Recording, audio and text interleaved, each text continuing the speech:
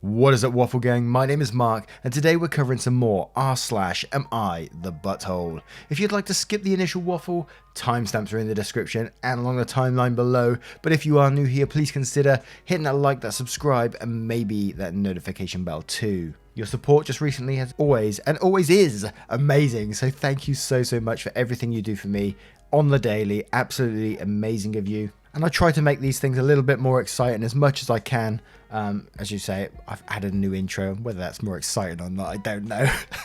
But if you have any suggestions that you would like to see implemented into these videos and they're doable, let me know in the comments below and I will do what I can. And with that being said, let's get in to today's stories. Much love, guys. Our first story comes from OK Captain. Am I the arsehole for shaming a friend of a friend for not having money to eat? My friend Nick is friends with Joe. I'm cool with Joe, but he is less a friend and more of an acquaintance.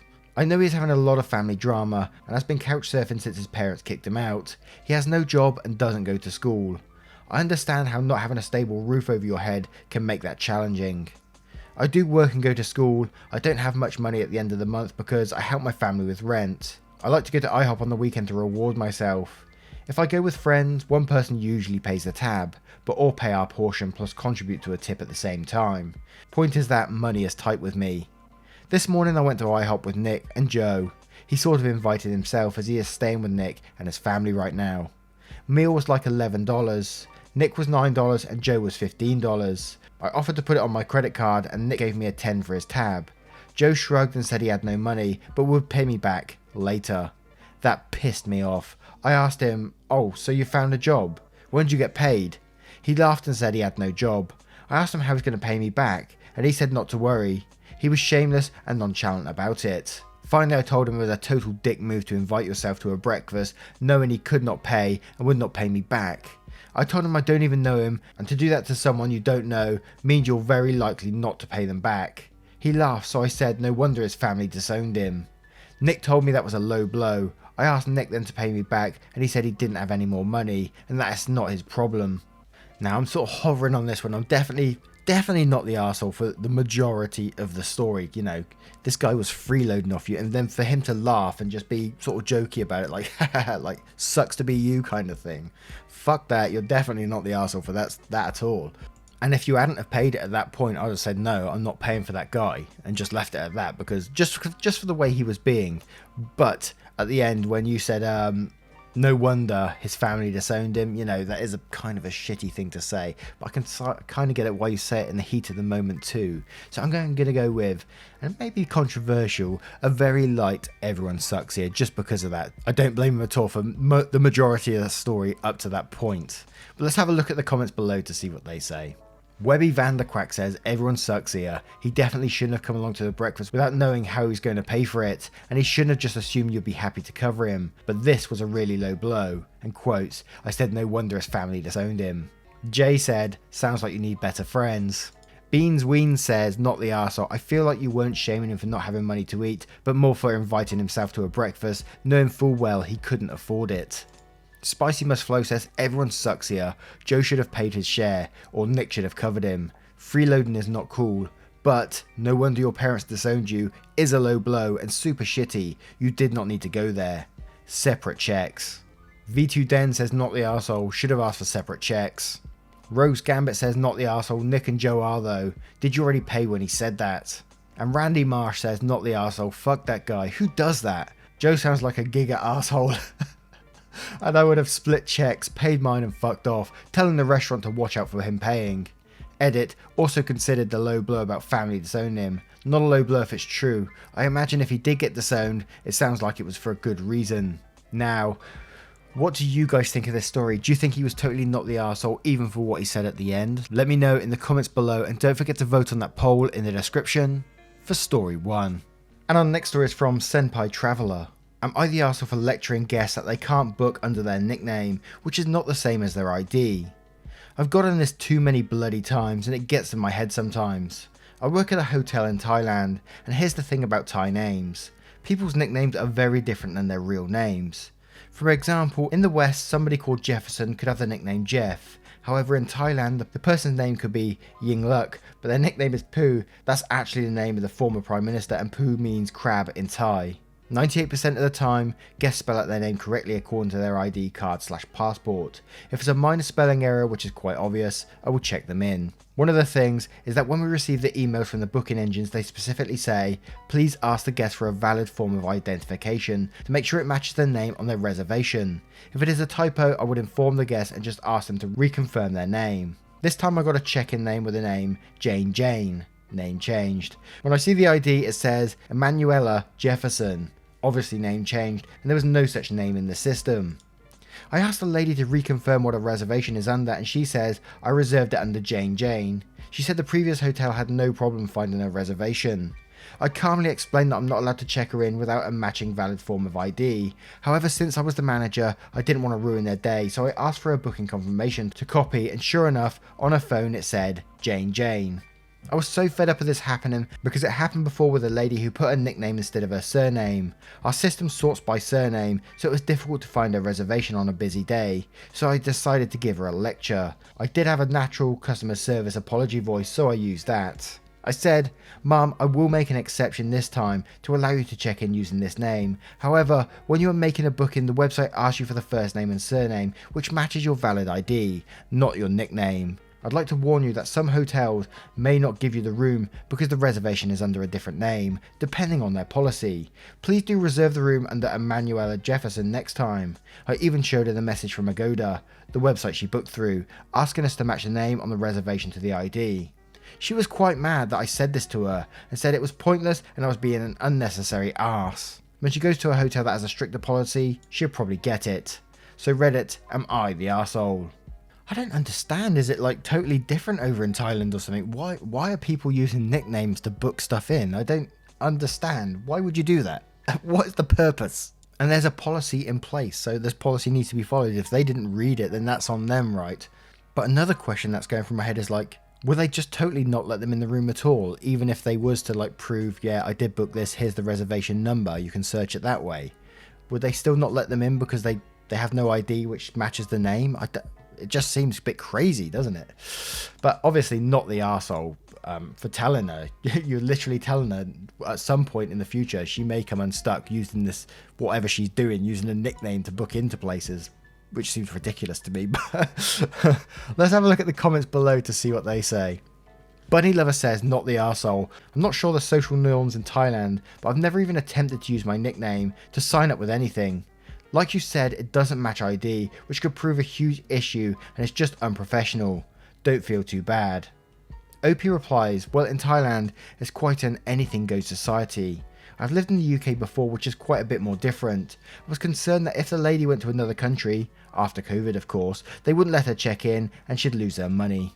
Spooky Bay says, not the arsehole. It literally says to put the name that matches your ID. You did this woman a favour by telling her, but she probably won't take it to heart given her reaction. Kvetch says, not the arsehole is literally the policy and it wastes everyone's time for you to have to go to confirm the booking details. You were nice and lenient, but like you said, many other places won't be. Oh yeah, she's one of those people that like, she'd be at the front of the queue taking forever when you're trying to check in yourself. Oh, that's so frustrating.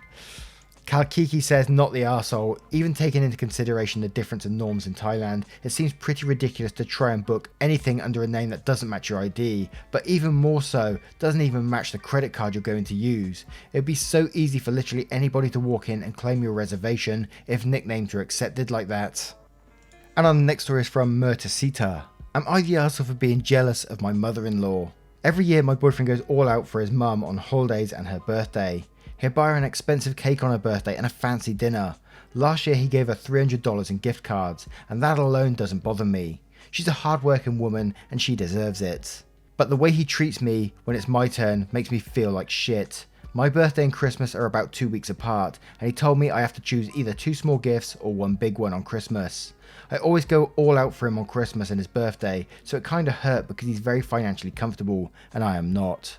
This happens every year. I said I would wait for Christmas for a gift, but if we could go to eat dinner on my birthday, and he said yes. Then today, he asked me to order his mum's cake for him because her birthday is on Sunday. It's a very expensive cake, so as I'm ordering it, it's my favourite cake and he knows this, although I have only ever had individual slices. I ask him if I can get one for my birthday too. I was asking more to see what he would say, since I would feel pretty bad if he spent that much money in a cake for me. He's also never bought me a cake on my birthday, even a simple grocery store one. He gets mad and tells me, "You pressure me, remember, I still have to buy gifts." He also plans to spend a lot of money in his mum this year for Christmas, as always. This will be going to a fancy dinner on Sunday as well, which I cannot attend for reasons that the subreddit will not let me post about. These things just make me feel really bad about myself. It makes me feel like maybe I don't work hard enough to deserve it. However, I do feel like that's his mum and she does deserve it more than I do. I feel selfish for wanting to be given the same treatment as the woman who gave him life and has been there way longer than I have, obviously. For context, we've been together for 5 years, we want to get married and we're complete soulmates. He assures me of that every day, so it's not like our relationship is new and he's unsure about me still, or something like that. I don't plan on bringing it up because I feel guilty for having these feelings, but regardless, am I the arsehole for feeling this way? And we do have a cheeky update to this post too, which I will read after the comments. So we'll go straight there, we'll read some comments and then we'll come back to that update to see what happens. Avatar fan says, "Not the arsehole, if he treats you like this now, it'll get worse if you marry him." Annoyed Forever says, "Not the arsehole, oh sweetie, he's acting if he's married to his mum and you are the side girl. Find someone who will spoil you the way they should." Atti's mum says, "Not the arsehole, are you sure you're soulmates? He doesn't seem to be very in touch with your feelings and doesn't seem to put much effort into making you feel like you're cared for.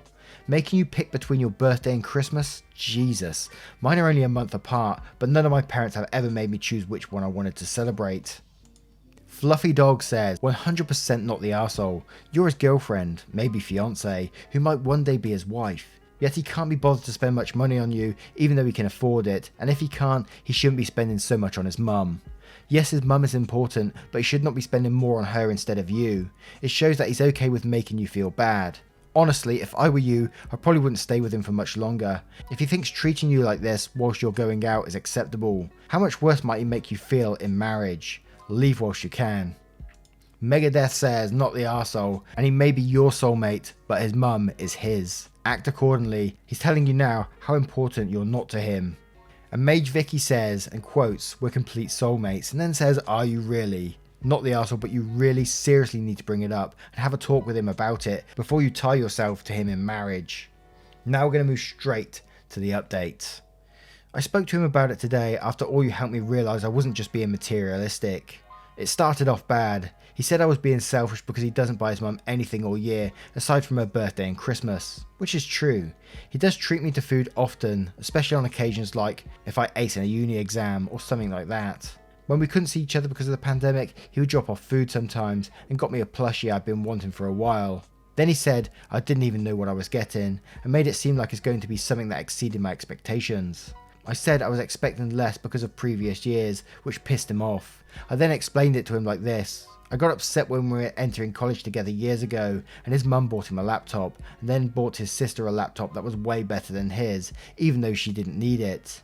He didn't mind it at all, said I was overreacting. I told him my parents always treated my siblings and I fair with gifts. If I got a Nintendo DS as a kid for Christmas, then my brothers both got one too at the same time. They always taught us that we had to be fair so nobody felt left out, and because they loved us equally. He said he always gotten less than his sister, embarrassingly less, to the point where it was super awkward to watch them open presents, because she's autistic. It doesn't bother him at all, even though it mortifies me. He literally doesn't care, says he knows his mum loves him the same, and it shows in other ways, which is why I think he doesn't see why I'm upset. When I explained it like this, he apologised to me and seemed to understand why I felt this way. He seemed hurt, asking if he thinks that's what determines his love for me. I said no, but regardless it made me feel less.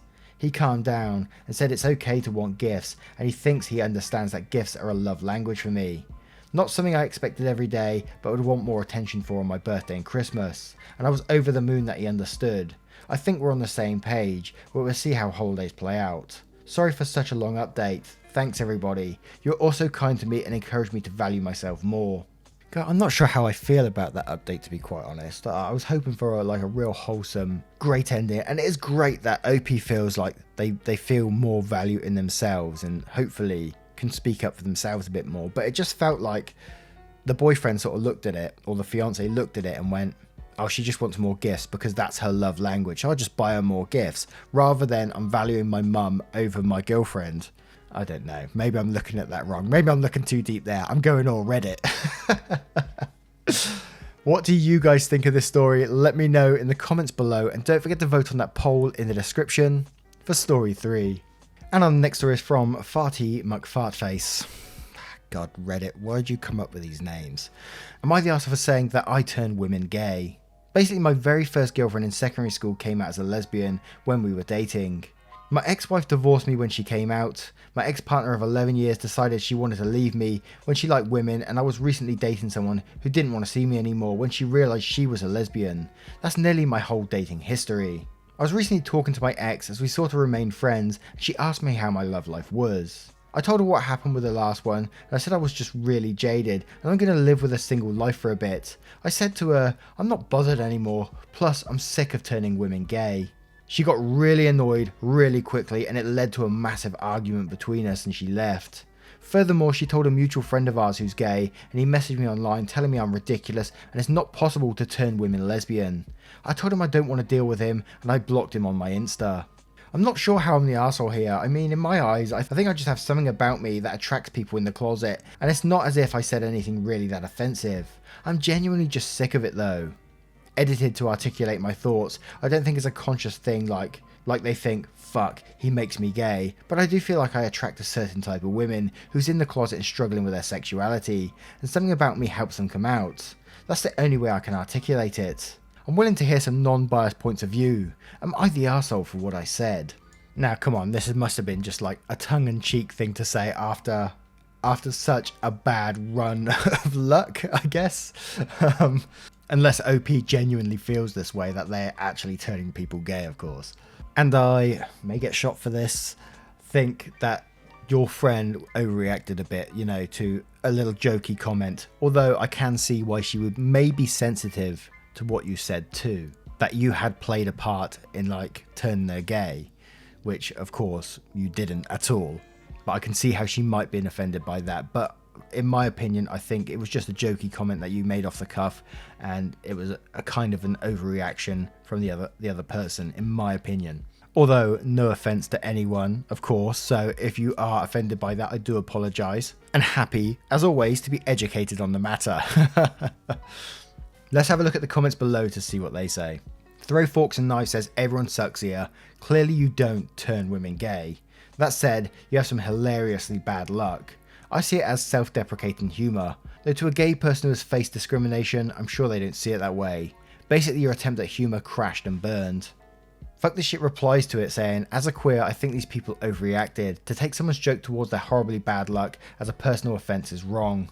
And Mockingbird also replied to this saying, agreed. I mean, look at this guy's track record. You're telling me no one had that thought, even if they realised it's illogical. It's quite a coincidence. I also agree with OP's edit. He seems to be drawn towards a certain type of woman.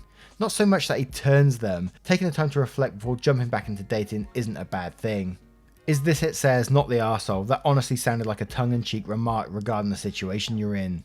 Three Little Skulls says, not the arsehole, assuming you aren't leaving out a decent chunk of your dating history to make this seem like it happens more than it does, and that you aren't literally trying to say you're making these women gay, and it was meant more as a joke about your observation.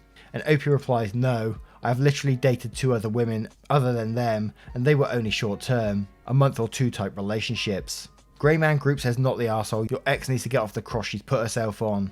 If she knows that your 4 to 5 ex-girlfriends all turned out to be lesbians, it should be pretty clear where you're coming from. And Elvish Foot says, no one's an arsehole here. I can see how it would be offensive to her. It would seem like you think that you play a role in them determining their sexuality, which is something inherent and they need time to discover, hence the delay in coming out. You have no part in their sexuality, but I also completely understand how you'd feel so jaded and confused by your situation because of your experience. And that's kind of the way I sort of felt that, you know, she might feel like, oh, this guy's telling me that he turned me, so yeah, I can see why they might be offended by that. But what do you guys think of this story? Let me know in the comments below, and don't forget to vote on that poll in the description for story 4. Once again, you amazing people, thank you for being here today. You know I always appreciate you. And if you have a moment of your day and you haven't hit that like, please do so now. It's really appreciated. And if you're not subscribed, why not subscribe too? If you enjoy the content, of course.